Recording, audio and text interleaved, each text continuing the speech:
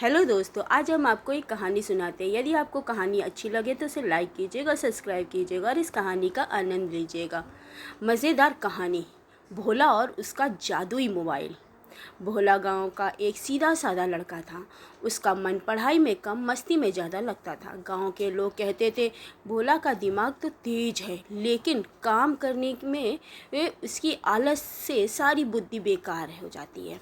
भोला हमेशा सोचता था कि काश कोई ऐसा जादू हो जाए जिससे हमें पढ़ना लिखना भी ना पड़े और सब काम अपने आप हो जाए।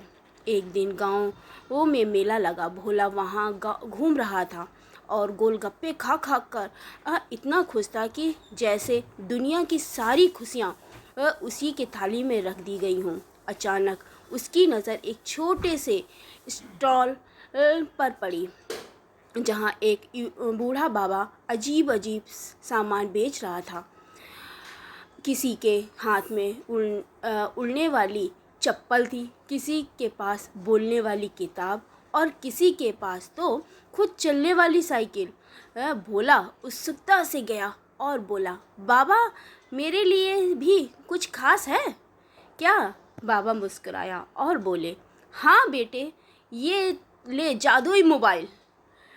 इसमें जो तू कहेगा वो काम हो अपने आप हो जाएगा।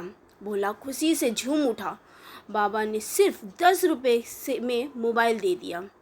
भोला तो सोच रहा था कि शायद कोई धोखा होगा।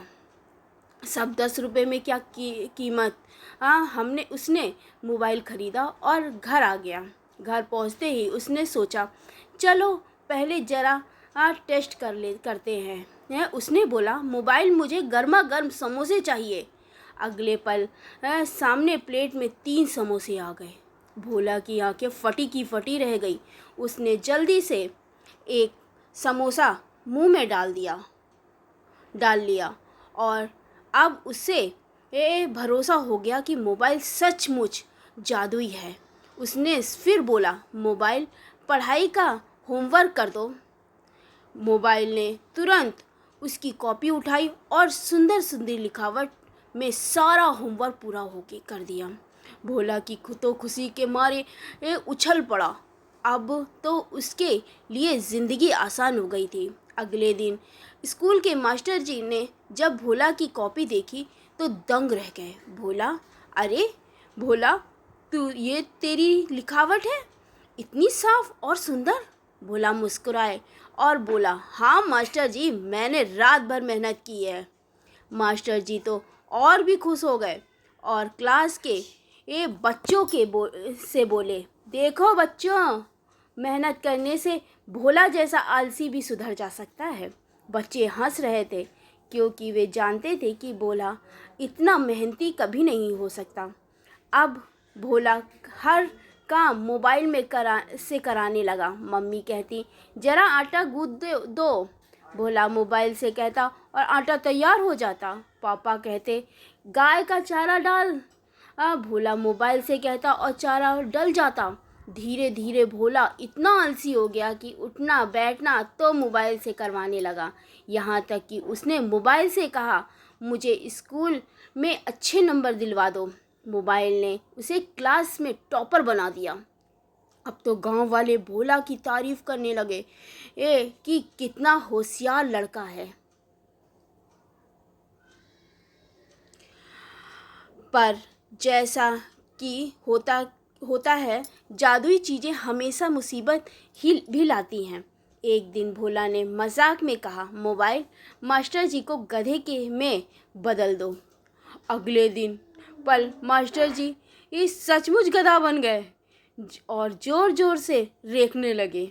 सारे बच्चे डर कर इधर उधर भाग गए। भोला को समझ नहीं आया कि अब क्या करें।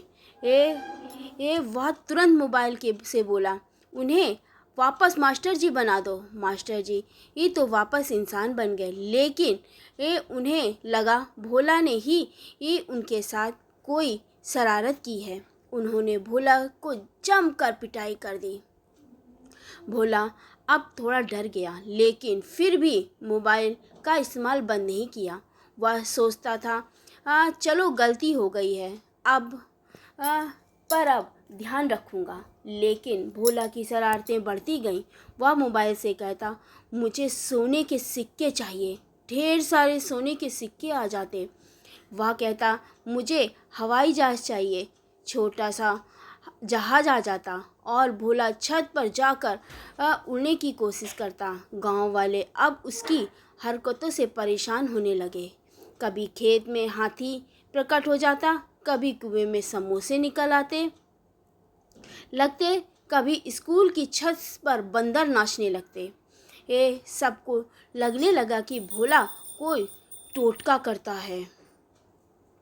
एक दिन गांव के मुखिया ने भोला को बुलवाया और कहा, देखो भोला, तुम पर सबको शक है।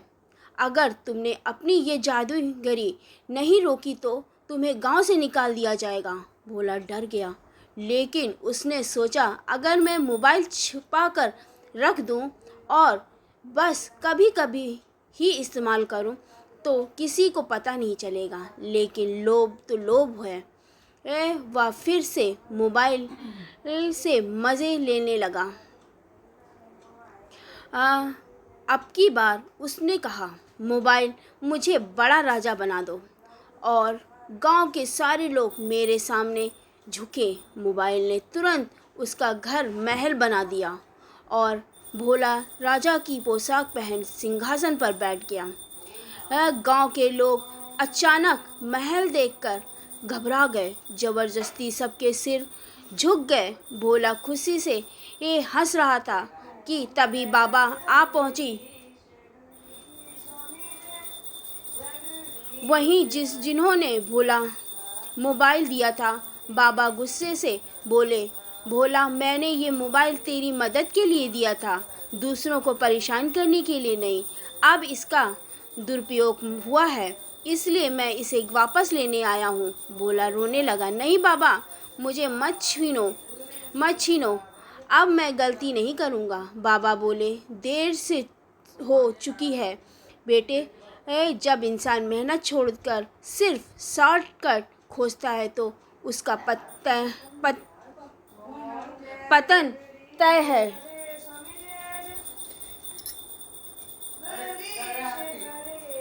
इतना कहकर बाबा ने मोबाइल हाथ में लिया और वह हवा में गायब हो गया।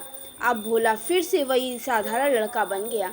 इस महल में भी मिट गया, सिक्के भी गायब हो गए और सब कुछ सामान्य हो गया। गांव वाले हंसते हुए बोले, देखा भोला, मेहनत का कोई विकल्प नहीं है। भोला को अब अपनी गलती समझ में आ गई। उसने सोचा कि अगर वह मेहनत करता तो बिना मोबाइल के भी अच्छा बन सकता था। अगले दिन से उसने सचमुच मेहनत कर दी। पढ़ाई में ये मन लगाया, घर के काम के लिए, और धीरे धीरे वह सचमुच होशियार बन गया। कहानी का मज़ा यह है कि भोला का आलस और उसकी जादुई मोबाइल वाली हरकतें लोगों को खूब हंसाती थी, लेकिन अंत में यह सीख भी देती थी कि मेहनत के बिना कोई भी जादू लंबे समय तक काम नहीं करता। इस कहानी से ये कहानी आपको कैसी लगी? यदि आपको अच्छी लगी हो तो लाइक कीजिएगा, सब्सक्राइब कीजिएगा और इस कहानी का आनंद लीजिएगा। Okay, bye.